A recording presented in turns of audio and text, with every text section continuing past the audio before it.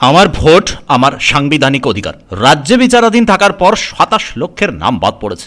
এর মধ্যে বেশিরভাগই সংখ্যালঘু মুসলিম। বাংলায় যে ৯১ লক্ষ ভোটারের নাম বাদ দিয়েছে নির্বাচন কমিশন, তাদের মধ্যে রয়েছে মতুয়া রাজবংশীরাও, যাদের আইনি পথে লড়াই করার মতো ক্ষমতা নেই। তাদের কি হবে তা নিয়ে প্রশ্ন তুলল বিভিন্ন সামাজিক ও গণসংগঠন। সমাজের নানা স্তরের সচেতন ব্যক্তিরাও পার্ক সার্কাসের হুমায়ুন কবির ইনস্টিটিউটে এই আলোচনা সভায় যোগ দেন। রাজ্য মাইনরিটি কমিশনের চেয়ারম্যান ও পূবের কলম পত্রিকার সম্পাদক আহমদ হাসান ইমরান বলেন, মানুষের স্বতঃস্ফূর্ত বিক্ষোভ হওয়াই স্বাভাবিক। মানুষের নাগরিকত্ব চলে যাচ্ছে। মোথাবাড়ির ঘটনা প্রসঙ্গ উল্লেখ করেন তিনি। বাংলায় যারা বিক্ষোভ করেছিল সবাই তো ঘেরাও করেনি, ঘেরাও করেছিল খুব অল্প কিছু লোক। কিন্তু মোথাবাড়িতে যেটা হয়েছে এবং সুজাপুর সেখান থেকে বেশ খানিকটা দূর, কালিয়াচক সেখান থেকে বেশ খানিকটা দূর, সবাইকে এবং যেটা হচ্ছে এনআইএ ধরছে, ধরে তাদেরকে রাখা হচ্ছে এবং তাদেরকে অনেকে আপনি আমাকে বলছিলেন যে কলকাতায় নিয়ে আসা হচ্ছে এবং এখন নাকি বলছে দিল্লি নিয়ে যাবে। তো এগুলো কেন? বিচার কি এখানে হতে পারে না? পশ্চিমবাংলার মাটি কি বিচারের অনুপযুক্ত জায়গা? এনআইএ করছে। এদেরকে কেউ উকিল দেওয়ার মতো সামর্থ্য এদের অনেকের নেই, কিংবা যাদের আছে তারা তো বুঝতেই পারছে না যে তাকে ধরে কোথায় নিয়ে যাওয়া হচ্ছে। এটা একটা যেন মনে হচ্ছে যে এমার্জেন্সির সময় যেমন হয়েছিল ঠিক তেমনি একটা সময়। তাই আমি বলেছিলাম যে আপনি এসে বলুন যে বিশিষ্ট ব্যক্তিরা এখানে আসবেন, তাদেরকে আপনারা বলুন যাতে তারাও একটু ভাবে যে এনআইএ যেটা করছে সেটা কি সঠিক এবং এর বিরুদ্ধে প্রতিবাদ হওয়া উচিত। তো যাই হোক উনি এসেছেন এবং বলেছেন তো ওনারা চলে যাওয়া আসেন। কিন্তু আমি একটা কথা বলবো যে আমাদেরকে কিন্তু দৃঢ়ভাবে জিনিসটাকে ধরতে হবে, কারণ আরও বিক্ষোভ হতে পারে, কারণ মানুষের নাগরিকত্ব চলে যাচ্ছে, সে বিক্ষোভ দেখাবে না। এই অনুষ্ঠানটা কেন করতে গেলাম আপনারা বলতে পারেন যে অনুষ্ঠানটা আমরা করতে গেছি প্রাণের দায়, কারণ আমাদের ৯১ লাখ লোকের নাম বাদ গেছে। অফকোর্স তার মধ্যে কিছু এমনও আছেন যারা হয়তো মারা গেছেন, যারা হয়তো অন্য জায়গায় চলে গেছেন, ঠিকানা বদল করেছেন, এমন লোকও আছে। কিন্তু যারা এসব করেননি তাদের অনেককে বাদ দেওয়া হয়েছে। আর শেষ পর্যায়ে যেটা হলো যে ২৭ লক্ষ লোকের নাম বাদ, 27 লাখ, এবং তারা এই নির্বাচনে ভোট দিতে পারবে না। আর সুপ্রিম কোর্ট এখন এমন একটা হয়েছে যে প্রথমত নির্বাচন কমিশন করছিল এবং আমরা বুঝতেই পারছিলাম যে করছিল একটা বিশেষ দলের নির্দেশে, সবাই আমরা জানি কার দলের নির্দেশে করা হচ্ছিল, এবং তারা পশ্চিমবাংলার পুরো অ্যাডমিনিস্ট্রেশন, মুখ্যমন্ত্রিত্বের চেয়ার সব কিছু নিজের কবজায় নিয়ে নিয়েছে। যখন তখন জায়গা বদলি করছে, আজকে বদলি করছে তো কালকে আবার কাউকে সেই পদ থেকে বলতে দিচ্ছে, একদিনের ব্যবধানে অন্য জায়গায় পাঠিয়ে দিচ্ছে। তো তাহলে আমরা বুঝতে পারছি যে কেন এই জিনিসটা করা হচ্ছে। ভারতবর্ষের কোনো রাজ্যে এটা করা হয়নি, এভাবে বদলি করা হয়নি। সে পুলিশ অফিসার থেকে শুরু করে বিভিন্ন লোকেদের যেভাবে বদলি করা হচ্ছে, আমরা বুঝতে পারছি না যে পুলিশ বদলি হোক, যদি দীর্ঘদিন কাজ করছে বদলির কোনো ক্ষতি নেই, কিন্তু পশ্চিমবঙ্গের পুরো অ্যাডমিনিস্ট্রেশন অচল হয়ে গিয়েছে।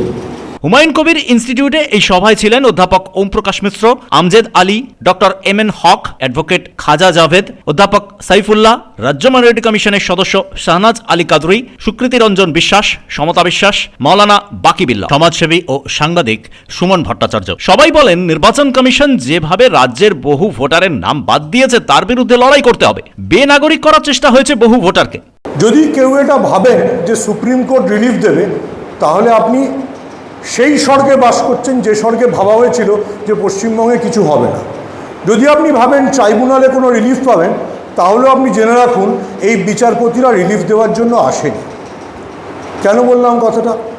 আপনাকে বুঝে নিতে হবে, যখন বিজেপির মতো একটা ইকোসিস্টেম কোনো দেশ থেকে বা কোনো রাজ্য থেকে মুসলমানদের ক্ষমতা শূন্য করতে চায়, তখন যা যা করার তাই করা হচ্ছে। যদি আমি এগেন আই রিপিট, যদি কেউ ভাবে যে সুপ্রিম কোর্ট রিলিফ দেবে, ট্রাইব্যুনালে ২৭ লাখের মধ্যে ২০ লাখ মানুষ ফিরে আসবেন, তাহলে আমরা মূর্খের স্বর্গে বাস করছি। This is a political fight and you have to politically fight it. এটা রাজনৈতিক লড়াই, এটা রাজনীতির মধ্যেই আপনাকে লড়তে হবে।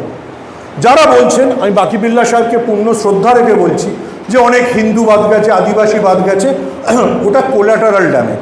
মাফিয়ারা যখন গুলি চালায়, তিনজনকে মারার কথা, চতুর্থ লোকটার গুলি লেগে গেলে বলে কোলাটারাল ড্যামেজ। হিন্দুদের বাদ দেওয়ার কোনো ইচ্ছে বিজেপির ছিল না, ভুলক্রমে ঘটে গেছে।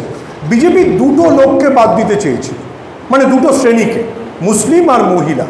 ভেরি সিম্পল, কারণ এরাই মমতা বন্দ্যোপাধ্যায়ের বিরুদ্ধে, মমতা বন্দ্যোপাধ্যায়ের পেছনে মোট ভোটের শক্তি। আমি তাদেরকে হটাবো না। আর যারা যারা ভাববেন যে এটা খুব নিয়মতান্ত্রিক মেনে, আমি সুপ্রিম কোর্টে একজন মামলাকারী, তো আমি জানি সুপ্রিম কোর্টে কী হয়। আমি জয়মাল্য বাগচিকে মুখের উপর বলেছিলাম যে আপনি বলছেন পরে ভোট দেবে, তাহলে আপনি পরের জীবনে প্রধান বিচারপতি হবেন, ঠিক আছে? সো জাস্টিস আর আমি কন্টেম্পট অফ কোর্টের ঝুঁকি নিয়েই বলছি, রেকর্ড হচ্ছে আমি জানি, যে আপনি এই বিচার ব্যবস্থার কাছ থেকে কিছু ভালো প্রত্যাশাই করতে পারেন। একটা এরকম পার্টিকে দেওয়া উচিত যারা সেকুলার ফোর্স আছে, যারা আমাদের প্রোটেক্ট করতে পারবে, যারা বিজেপিকে দূর আমাদের কাছ থেকে দূর রাখতে পারে। চেন্নাইয়ে থাকি তাই বাংলার টানে এসেছি, না না, আমার নারীটা তো এই বাংলাতেই কোথা রয়েছে। তাই যখন আমার বাংলার কিছু ঘটে তখন ওই যন্ত্রণাটা আমার বুকের মধ্যেই হয়, আর তাই আমি এসে পৌঁছালাম। তো এসআইআর সম্পর্কে আপনারা সকলেই জানেন, যেটা আমরাও জানি বেশিরভাগ। তবে এটা কিন্তু এসআইআর নয়। এসআইআর যদি হতো তাহলে আরও 11টা রাজ্যে যেমন হয়েছে তেমন হতো, বাংলার জন্য আলাদা হলো কেন? তাই এই বিষয়ে আমি একটা সংক্ষিপ্ত আপনাদের সামনে কিছু বক্তব্য রাখব। তার আগে ম্যাডাম একটা কবিতা পাঠ করলেন, আমিও একটা দুটো কবিতা লিখি। এই ফ্লাইটে আস্তে আস্তে 4টে লাইন আমি লিখেছি। এসআইআর হলো এক অভিনব চক্রান্ত, সাহাবাবুর বাংলা দখলের মন্ত্র। তাই ডিলিট হওয়া কত বৈধ ভোটার ধ্বংস করে দেশের গণতন্ত্র। দেশের গণতন্ত্রকে ধ্বংস করে ডিলিট করে দেওয়া হলো ইলেকশন কমিশনার যেটা করলেন। এখন প্রশ্ন হচ্ছে, আমাদেরকে ট্রাইব্যুনালে পাঠানো হয়েছে, তাই আমি একটু প্রথম দিকে ফিরে আসি। আমাদের বলল লাইনে দাঁড়িয়ে যাও, ফর্ম ফিল আপ করে জমা দাও, তোমরা এসআইআর হলে ভালো হবে। ভারতবর্ষে কত অবৈধ অনুপ্রবেশকারী বাংলাদেশি রোহিঙ্গা আছে, তাদেরকে ভারতবর্ষ থেকে বাইরে বার করা হবে। আমরা সকলেই রাজি হয়ে গেলাম, নিজেদের নথিপত্র নিয়ে ফর্ম ফিল আপ করলাম। তারপরে আবার একটা ঘটনা ঘটলো, কি যে আপনাকে নোটিশ পাঠানো হয়েছে হিয়ারিংয়ে, সেটাও লাইনে দাঁড়িয়ে মেনে নিলাম, জমা দিলাম নথিপত্র। তারপরে আবার একটা নতুন নিয়ম চালু হলো, কি সেটার নাম হচ্ছে আন্ডার অ্যাডজুডিশিয়াল। তাও ভাবলাম চলো নামটা এসে যাবে, লাস্টে কি এলো? ডিলিট। আমরা এখনো কেউ জানতে পারিনি আমার নামটা ডিলিট হলো কি করে। আপনারা কেউ জানতে পেরেছেন? সুতরাং ট্রাইব্যুনালে গেলেও যে আপনার নামটা ডিলিট হবে না, এই গ্যারান্টিটা কেউ দিতে পারবেন? নৈতিকতা,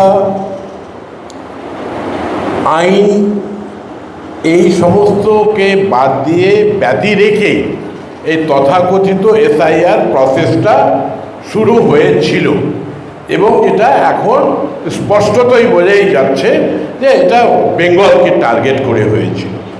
এবং সেই জন্য এসআইআর কেন করলো, কিভাবে করেছে, কি উদ্দেশ্য নিয়ে করেছে, এই বিষয়ক যে কোনো আলোচনা আজকে এই 15ই এপ্রিলে কিছু মনে করবেন না, সম্পূর্ণভাবে অবান্তর। এই আলোচনার কোনো বিশেষ তাৎপর্য নেই। আমরা প্রত্যেকে যারা এখানে রয়েছি, আমরা প্রত্যেকেই নিজের নিজের মতো করে গত প্রায় 6 মাস ধরে নিরবিচ্ছিন্নভাবে এই সমস্ত বক্তব্যটাকে তুলে ধরেছি, এবং আশ্চর্যজনকভাবে ইলেকশন কমিশন সেটাকে বারবার করে কিন্তু স্বীকারও করছে, এবং এমনকি বিজেপি দলের পদাধিকারীরাও আবার স্বীকার করছে। আর আমাদের সুপ্রিম কোর্ট তারাও স্বীকার করছে, তারা সেটা প্রকাশ্যে আবার বলছেনও, অবশ্য অর্ডারে লিখছেন না। তো এটা আমি আমার ভাষায় বারবার বিভিন্ন জায়গায় বলে এসেছি যে এটা এসআইআর নামে এফআইআর। এফআইআর এই কারণেই বলি যে আজকে যখন এসআইয়ের নামে আমাদের লক্ষ লক্ষ মানুষকে বিচারাধীন করে দেওয়া হয়েছে, অ্যাডজুডিকশনে করে দেওয়া হয়েছে, তো গুরুতর যদি কোনো অপরাধ মানুষ করে থাকে তখন তার নামে এফআইআর হয়। আর সেই এফআইআর হলে দেখবেন তখন তার গুরুত্বপূর্ণ নথি যেমন পাসপোর্ট জব্দ করা হয়, জমা রাখা হয়। ঠিক এসআইয়ের নামে এই ঘটনাটাই ঘটছে আমাদের দেশে, যে আপনার ভোটাধিকারকে জব্দ করা হয়েছে। বাংলা কখনো বিভেদ শেখায়নি, বরং বিভিন্ন ধর্মের মানুষ পাশাপাশি বাস করেছে, বললেন সমাজের বিশিষ্ট নাগরিকরা। পদবিওয়ালা তিনজন মানুষ যে বাংলায় থাকতে পারে এবং তিনটে আলাদা আলাদা ধরনের জীবনযাপন করতে পারে, তাদের সেই বহুত্বকে যে এই বর্তমান বিভেদকামী সরকার কোনো মতেই অ্যাড্রেস করতে পারবে না, বরঞ্চ আমাদের নানাভাবে বেকায়দে ফেলার চেষ্টা করবে, সেটা স্বাভাবিক। গত বছর মে মাসে আহমেদ হাসান ইমরান স্যারের সঙ্গে আমরা ক্যালকাটা রিসার্চ গ্রুপ এবং নইও নেবারের তরফ থেকে একটি প্রেস ক্লাবে প্রেস কনফারেন্স করেছিলাম ভারতবর্ষের নানা বিজেপি শাসিত রাজ্যে পরিযায়ী শ্রমিক, মূলত বাংলাভাষী মুসলিম পরিযায়ী শ্রমিকের উপর কী কী অত্যাচার হচ্ছে তাই নিয়ে। এবং তখন থেকেই আমাদের মনে হয়েছিল যে এই অত্যাচারটা একভাবে বাংলাভাষী পরিযায়ী শ্রমিককে এবং বাঙালিদের ডিফ্যাক্টো স্টেটলেস বা রাষ্ট্রহীন করে দেওয়ার দিকে এগিয়ে নিয়ে যাওয়া হচ্ছে। এসআইআর প্রসেস শুরু হওয়ার পরে আমরা দেখতে পাচ্ছি বোধহয় সেটাই ঠিক কথা। সেটা এই ইন্ডিপেন্ডেন্সে আমরা অনেক লড়াই করেছি এবং লড়াই করে এখানে আছি, আমরা ভালোভাবেই আছি, সুন্দরভাবে আমরা ছিলাম। এবং আজকের দিনে যে আমাদের চিফ মিনিস্টার আছেন মমতাদি, তিনি কিন্তু আমাদেরকে সুন্দরভাবে এখানে রেখেছেন। জোর যার মূল্য তার, এই কথায় আছে জোর যার মূল্য তার। এই শব্দগুলো আজকে আমাদের বাঙালিদেরকে মাথায় রাখতে হবে যে আমরা বাঙালি, আমাদের জোর করে এই বাংলাটাকে আমাদের প্রথমে বাঁচাতে হবে।